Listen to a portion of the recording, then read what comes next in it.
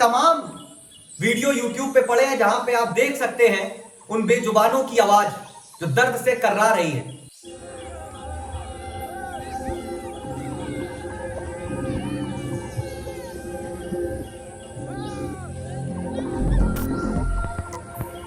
ये लड़ाई यहां रह रहे हर उस व्यक्ति की है, हर उस बच्चे की है और हर उस मानव की है जो इस धरती पर है। उसका दायित्व है कि वो इसको बचाए।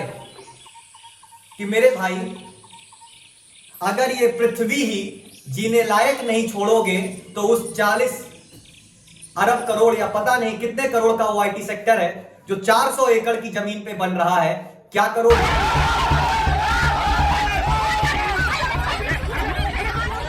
मुर्दाबाद मुर्दाबाद।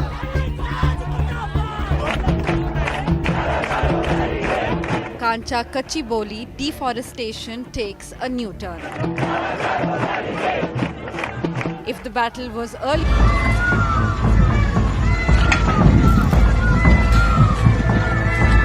वेलकम डियर फ्रेंड्स, आपका एक बार फिर से स्वागत है KDLM के प्लेटफॉर्म पे। और मैं हूं Siddharth Chaudhary, MSc biochemistry from CSGM Kanpur university. अभी हाल ही में तेलंगाना में जो 400 एकड़ की जमीन पे मौजूद जंगल पर बिना किसी अग्रिम जानकारी के सरकार 50 ऑटोमेटेड बुलडोजर्स और तमाम ऐसी मशीनों की सहायता से जंगल को रातों रात साफ करने का प्रयास करती है। ये बात महज जंगल को साफ करने और वहां पे आईटी सेक्टर बनाने की नहीं है। ये बात अपने धरती को नर्क की तरफ ले जाने की बात है। इस बात पे अगर हम गहन विचार करें तो हम ये समझेंगे, राष्ट्रपिता महात्मा गांधी ने एक बात कही थी कि हमारी धरती के पास इतना पर्याप्त संसाधन है कि वो सभी की आवश्यकताओं की पूर्ति कर सकती है। मेरे शब्दों को पकड़िएगा कि हमारी धरती के पास इतना संसाधन मौजूद है कि वो हमारी आवश्यकताओं की पूर्ति कर सकती है, लेकिन हमारे लालच की नहीं। और अगर बात करें तो विश्व में, ना कि सिर्फ विश्व में, आज के इस समय में जनसंख्या विस्फोट एक बहुत बड़ी समस्या है। मैं ये मानता हूं कि ये सरकार का ही दायित्व है कि उसके राज्य में या उसके देश में मौजूद युवाओं को या और भी लोगों को रोजगार प्रदान कराना उसकी जिम्मेदारी है। लेकिन जिम्मेदारी का यह मतलब तो नहीं कि हम किसी के अधिकार का हनन कर दें। मुझे किसी की आजादी में हस्तक्षेप करने का तो अधिकार नहीं। इस बात का क्या मतलब कि मैं बोल नहीं सकता तो आप मेरा हनन करेंगे, मेरे अधिकारों का हनन करेंगे? ईश्वर ने जब इस धरती का निर्माण किया तो हर व्यक्ति के लिए उसका अधिकार क्षेत्र निर्माण किया, उसको अधिकार क्षेत्र दिया। लेकिन हम मानव अपनी निजी सुख सुविधाओं के लिए दूसरों के अधिकारों का हनन कर रहे हैं। ऐसे तमाम वीडियो YouTube पे पड़े हैं जहां पे आप देख सकते हैं उन बेजुबानों की आवाज जो दर्द से कर्रा रही है। मैं सरकार पे उंगली नहीं उठा रहा हूं कि वो इसमें हस्तक्षेप क्यों नहीं कर रही, और मेरा कोई मकसद भी नहीं है। ये लड़ाई यहां रह रहे हर उस व्यक्ति की है, हर उस बच्चे की है और हर उस मानव की है जो इस धरती पर है। उसका दायित्व है कि वो इसको बचाए। सरकार मात्र के निर्धारण से इस धरती का उत्थान नहीं हो सकता है। मैं ये कह दूं या मैं किसी तेलंगाना सरकार को, किसी क्या तेलंगाना सरकार को दोषित करना, भारत सरकार को दोषित करना, मैं कोई महानता का कार्य नहीं समझता। यह जिम्मेदारी हमारी है, हमें इसे आगे बढ़ के उठाना पड़ेगा।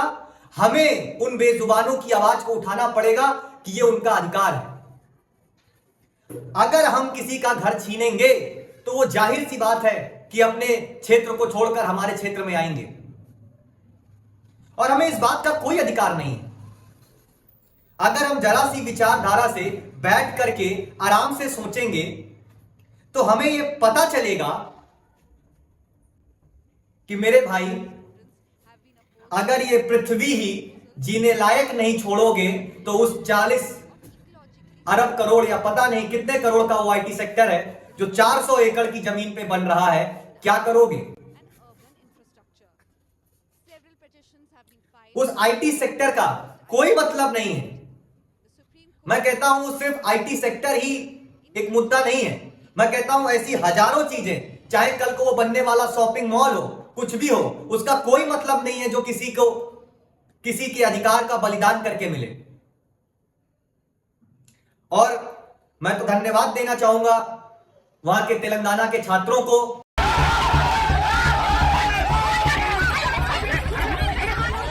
मुर्दाबाद मुर्दाबाद।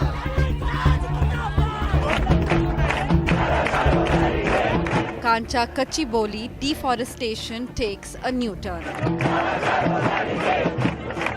If the battle was कि जिन्होंने एक आंदोलन के रूप में किया, एक आंदोलन छेड़ा, अपनी जिम्मेदारी को समझा, लेकिन सबसे निंदनीय हरकत जो वहां की स्थानीय पुलिस ने किया वो सबसे निंदनीय हरकत है, जो उनके ऊपर लाठीचार्ज किया।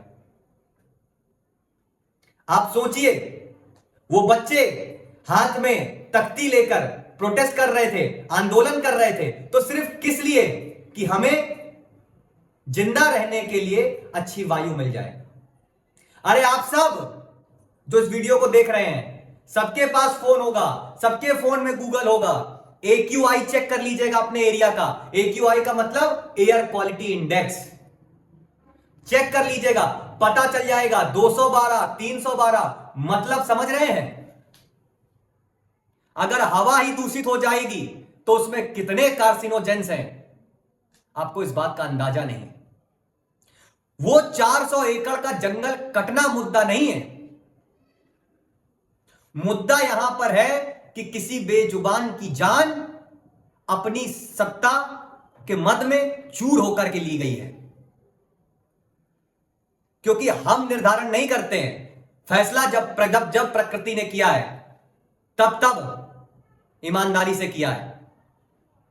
गीता का ही श्लोक है, यदा यदा हि धर्मस्य ग्लानिर्भवति भारत अभ्युत्थानम् अधर्मस्य तदात्मानं सृजाम्यहम् परित्राणाय साधूनां विनाशाय च दुष्कृता धर्म संस्थापनार्थाय संभवामि युगे युगे।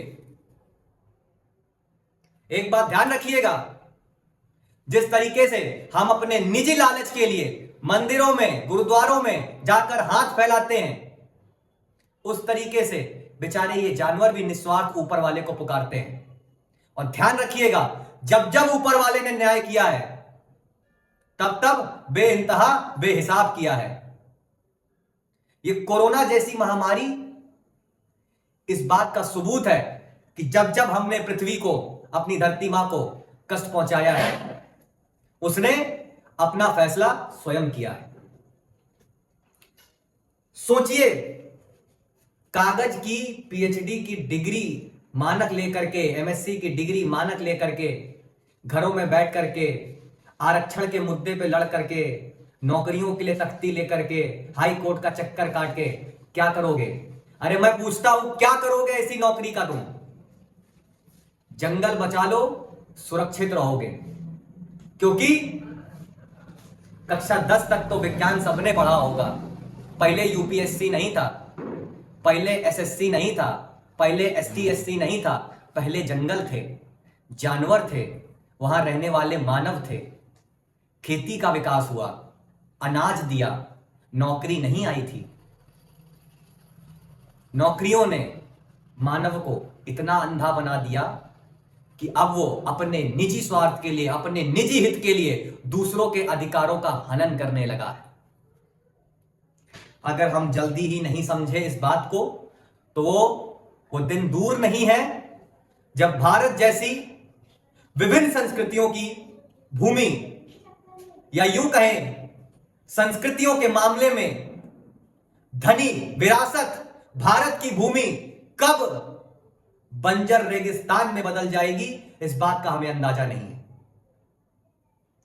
इस वीडियो के माध्यम से सिर्फ मैं एक ही चीज पूछना चाहूंगा, बिना किसी को दोषारोपित किए हुए, क्या आपकी मानसिकता इतनी भी नहीं है कि आप सोच सकें कि उन बेचारों की क्या गलती थी? अरे लैपटॉप है ना, ऑनलाइन ऑफिस बन सकता है ना, कोरोना में बनाया था, वर्क फ्रॉम होम किया था ना, अब तो कंपनी की भी जरूरत नहीं है, लैपटॉप से बैठे बैठे काम हो जाता है। तो क्यों काटने गए थे जंगल? क्या बिगाड़ा था? आपके एक प्रयास से आप एक कदम आगे बढ़ाइए और हमारे जैसे क्रांतिकारी छात्र 100 कदम आगे बढ़ाएंगे। आप संरक्षण दीजिए, हम जंगल बचाएंगे। धन्यवाद।